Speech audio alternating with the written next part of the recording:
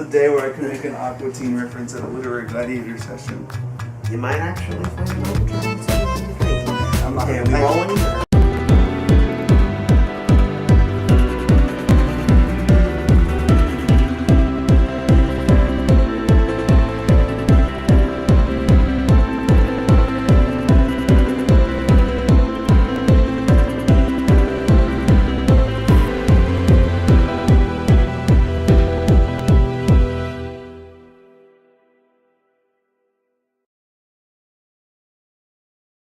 Hello and welcome to another episode of Literary Gladiators, the show where we discuss and debate literature in all of its forms. If it's written work, it's checkers. That's kind of like something Charlie would say. Now let's meet the panel. I'm Ari. Trevor? I'm Danielle. And I'm Josh. And today we are going to be going over a poem by Nobel laureate Czeslaw Milosz.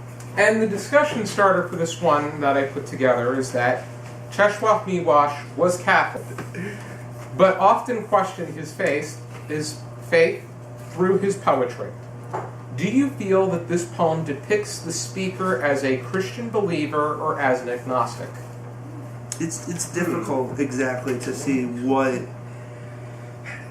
If you could just define agnostic, what do you mean, like with... Somebody that questions whether or not there is a higher being. I would think I'm not really seeing...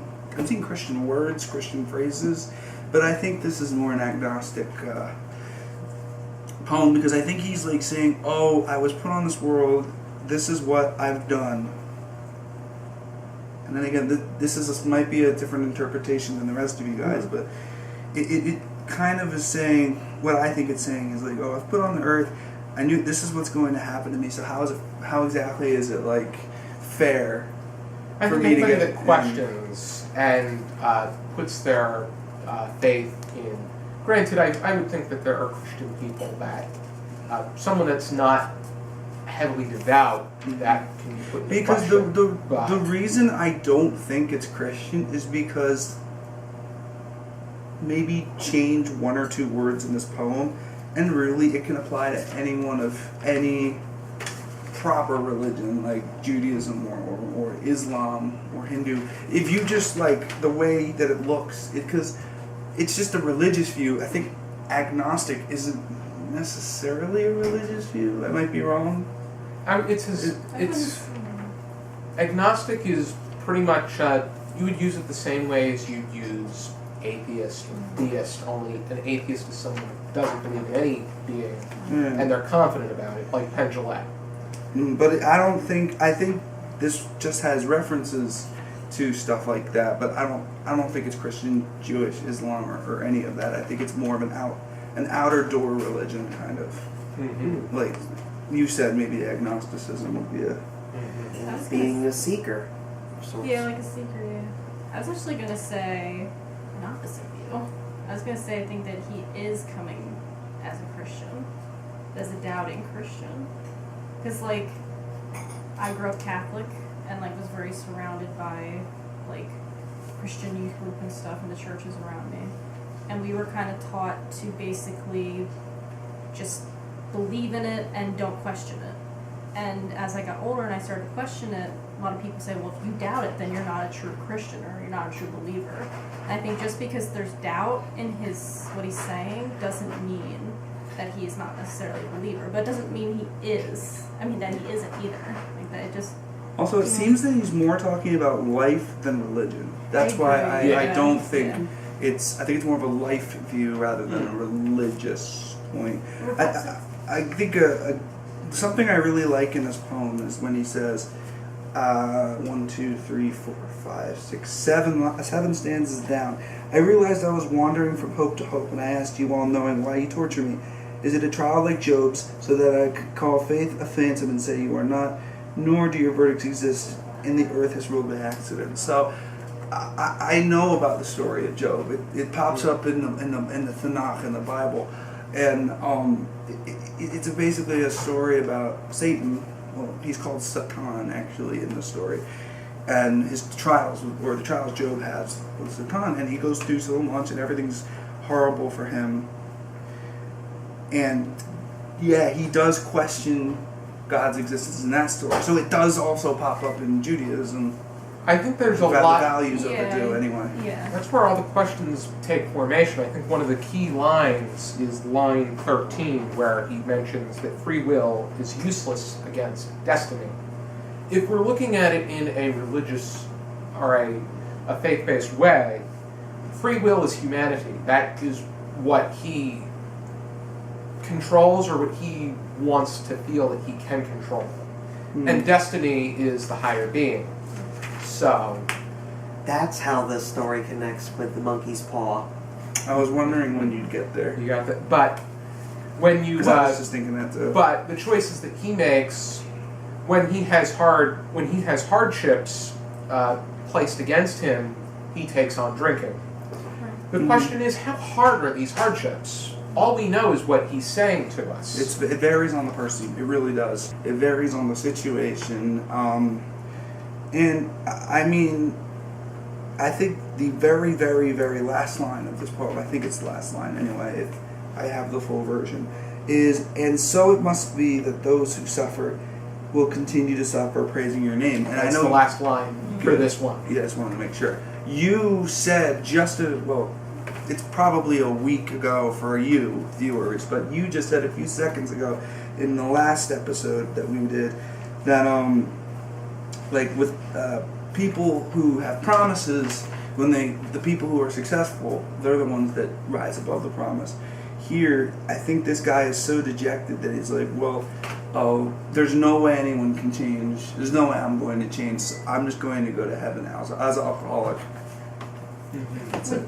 Would you say that you could compare him to Job, that he's going through these trials? Absolutely. Yeah. That was kind of the point I was trying to make earlier. Yeah. Job, the story of Job is, I learned about it when I was at Hebrew school, and I've learned about it from my father and also my current rabbi, and at camp too. So I learned a lot about the story of Job, and it's quite interesting that he basically has to set himself up, and God has to set him up and face these trials against Satan.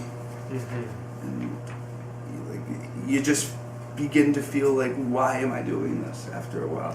It's kind of like, in a way, it's kind of like, correct me if I'm wrong, Josh, I don't remember if it's Roman or if it's Greek, but the legacy of, or whatever it's called, the thing of Sisyphus? Sisyphus. Is that Roman or Greek? Sisyphus is Greek. Greek, okay. Where he keeps trying to bring the boulder up the thing, and then as soon as he gets to the top, it just rolls back down. That's Camus made mention to that in one of his essays. I'd say this is an existential poem, but that's just me. Yeah, I would say that there's a bit of, depending on how you view religion and faith, a pessimist realism, which, in a way, most realism is pessimism, is negative. The fact that I always put realism in a slightly different category than pessimism. I always say optimism is feeling that I always think optimism is the glass is half full, pessimism is the glass is half empty, realism is the glass is a glass. You have the idea. I would say that it's more so pessimism, the idea that because my heart desires you, though I do not believe you would cure me, in lines 35 and 36. Yeah, it's pessimism because he says the word believe. If he had said, you will not, it's more likely to be realism because that's a fact at that point. You're saying it's a fact. But he says believe, so that automatically, he's wrestling. Realism is always a fact, while optimism and pessimism are always opinions. It would depend on, I would say that in actuality it's an opinion. An atheist would say otherwise, but... I was going to say, just because your belief system doesn't automatically make you an optimist or a pessimist. That leads to the idea that it seems to me that people who cannot believe in you deserve your praise. Do I think this is a pessimistic guy? Yes, I do. Absolutely. As somebody, and just speaking from personal experience, who has often questioned faith and wrestled with it and stuff, what I loved about this poem was its sort of pessimism about things, but also in a way optimism, that he seeks to find a higher power but yet he just can't.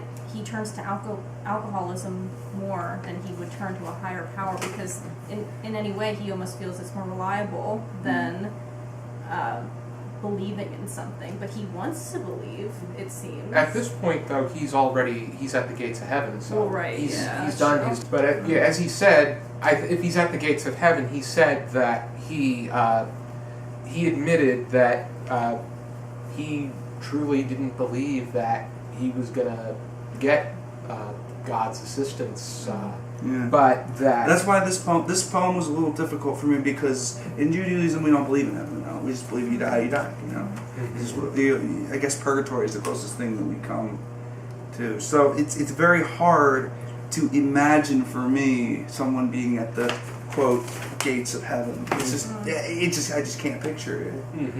But I'm sure you guys can. So I'll hand that off to you. But it's interesting that I'm really thinking right now that, because there are many, when I read Poor Christian Looks at the Ghetto, I was thinking beyond and then I was watching back the episode, and I had different thoughts that started to pop up in my mind. But I'm getting the idea that if he's at the gates of heaven, he sees the answer right there, depending on what kind of religion, what kind of belief he was entering death with. But so it must be that it's those who suffer will continue to suffer, praising your name. Yeah, it's not too far-fetched for me to think that if I were to die and go to heaven, hypothetically speaking, that if I knew that, like, if I do something good, I'd go to heaven. If I don't do something good, I might not. I would just lead my life the way I want to lead my life, and whatever happens afterwards is a moot point. It will always be a moot point to me. But I know other people may have different opinions on that. I guess everybody has their own ideas of heaven and hell, but regardless of theology, and some people, it's just something on earth. The Buddhists, for instance, have a pair of concepts called samsara, the ever looping cycle of life, and nirvana, the escape from this cycle of life. And for some people, the nirvana is actually found within samsara. Make of this what you will, dear viewers. That he managed to find his way to heaven through the alcohol. Then again, that could probably get me lynched in some circles for saying that. And you know what? Maybe there might be Yeah. another reason he entered. Maybe forget the alcohol stuff. Maybe he did something else in his life.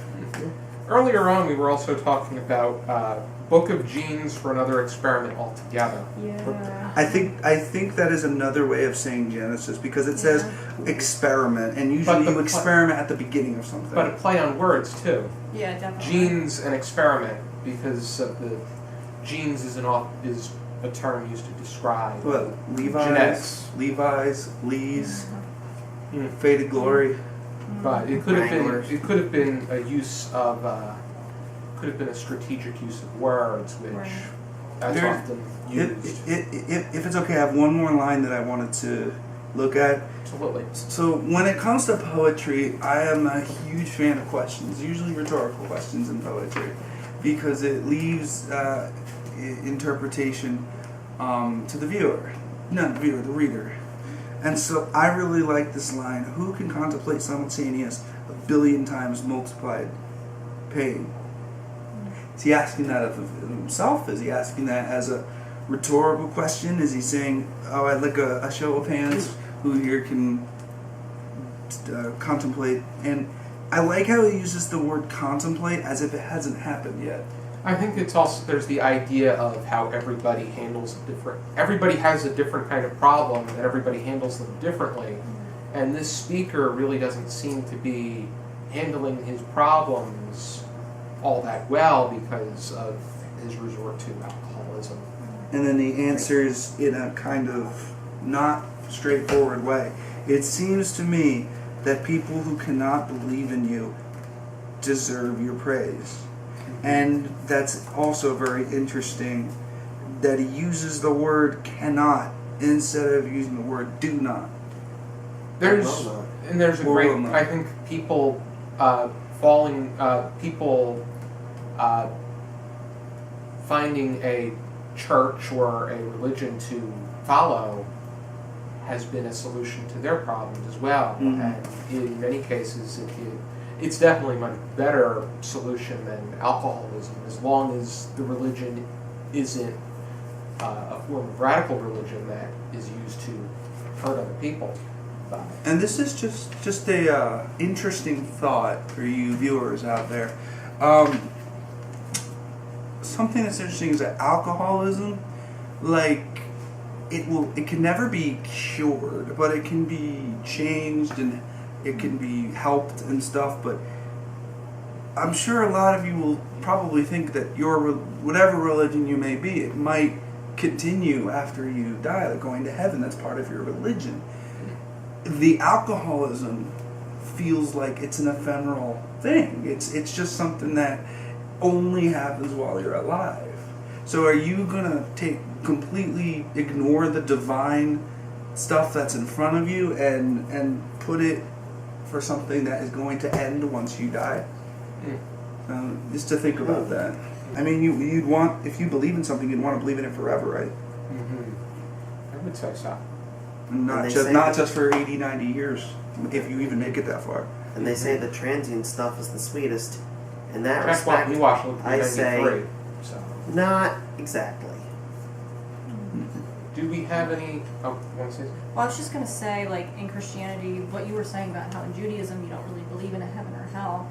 In Christianity, it's such a big deal. And there are some people in the Christian circle, i.e. Rob Bell, if you've ever heard of him, where he actually wrote a book basically proving, like, making points against the existence of hell. And Christians just hate him. They call him a heretic and stuff. Mm-hmm. But I think that this poem is interesting because it's... Well, there must be hell in Judaism because it's mentioned, but like it's more like an underworld rather than a... not the way Christians... Yeah, it's a little bit different. It's called Sheol. That's what it's called. Okay. The way that Dante, in Dante's Inferno, makes mention of hell, I find that to be relatively believable, where it's not where Lucifer or Satan, all he really is the greatest sinner of them all, frozen at the center ring of hell, and that it's God that actually is in charge of overseeing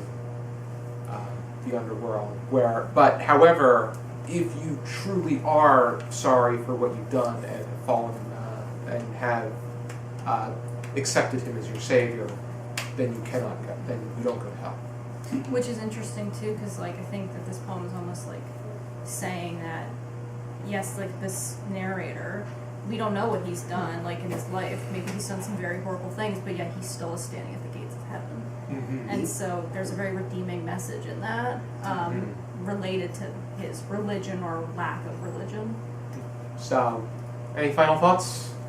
It's a little bit confusing, but I liked it. Not in my realm of education as much, or in my realm of religion, but I did enjoy it, and I enjoyed discussing it with you guys. It put me in mind of another poet, Dylan Thomas, who himself had also struggled with alcoholism and eventually succumbed to it. According to local legend, he pretty much had gone over to the tavern across the street. Some would say that it was the White Horse Tavern in Greenwich Village. And he drank 27 shots. And according to Jim Belushi, who made a part of it into a scene in the Second City Theater, he arranged the shot glasses in the shape of a Christmas tree. 1, 2, 3, 4, 5, 6, 1, 2, 3. Filled it with probably white grain alcohol. Just gulp, gulp, gulp, gulp, gulp, lather, rinse, repeat, Went back over to his place across the street, and as Jim Belushi put it, sheet over the head, dead, gone dead. Yeah, Dylan Thomas had a pretty rough life as it was. He was a war poet, and he died pretty prematurely. As you mentioned with Nirvana before, Kurt Cobain. There's a lot of creative people who go way too soon. I was going to say, not like he didn't die of alcoholism, but Anthony Bourdain recently. That was yesterday. Well, yesterday during filming. He hanged himself with the bathrobe bell in the bathroom shower. Yeah, something like that. And then that Kate, what's her name? Kate Spade. Yeah, Kate Spade. Yeah. Such a shame that people are resorting to Robin Williams. suicide. Robin Williams, Yeah, oh, it was, gosh. I remember when that happened. Makes Charlie and I sense. just finished a session and we were eating at Boston's and it was on the news. Yeah. Back to Czeslaw Milosz. He lived to be 93 years old. He was an instructor at University of California, Berkeley, and he taught English, literature, Slavic languages.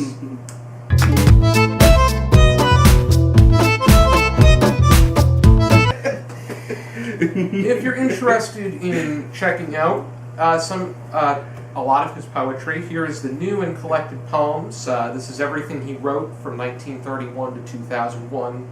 I have to get a hold of a collection of his poetry from the last 3 years of his life, because in many cases poets like Milosz write up until their death.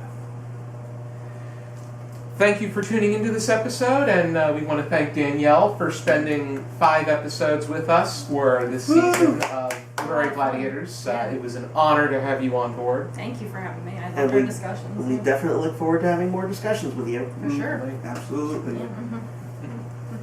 Be sure to join us next time for another episode of Literary Gladiators, and for now, Keep reading. Keep reading.